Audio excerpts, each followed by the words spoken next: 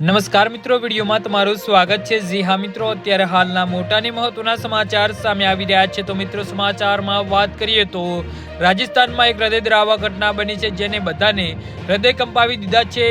ફતેહપુર શેખાવતીમાં એક જ પરિવારની 7 મહિલાઓના એકી સાથે મોત થયા હતા।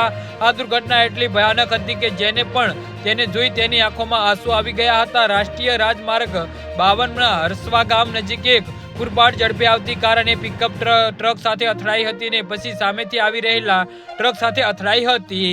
જી હા મિત્રો, ટક્કર એટલી ગંભીર હતી કે કાર સંપૂર્ણ કચડાઈ ગઈ હતી, જેમાં એક જ પરિવારના સાસુ, તેની 5 પુત્રવધુ અને તેની પુત્રીનું ઘટના સ્થળે જ મોત થયું હતું, જ્યારે ડ્રાઈવર અને એક યુવતી ગંભીર રીતે ઘાયલ થયા હતા। ફતેહપુર સદર પોલીસ સ્ટેશન વિસ્તારમાં રૂગનાથપુરા ગામના રહેવાસી પરિવાર તાજેતરમાં લક્ષ્મણગઢ ગયો હતો। લક્ષ્મણગઢના રહેવાસી પરિવારના વૃદ્ધ સભ્ય મોહિની દેવીના ભાભી કૈલાસ દેવીનું અવસાન થયું હતું અને આખો પરિવાર તેમના અંતિમ સંસ્કારમાં હાજરી આપીને સાંજે 4 વાગ્યાની આસપાસ ગામ પરત ફરી રહ્યો હતો, ત્યારે પરિવાર 4 વાહનોમાં મુસાફરી કરી રહ્યા હતા।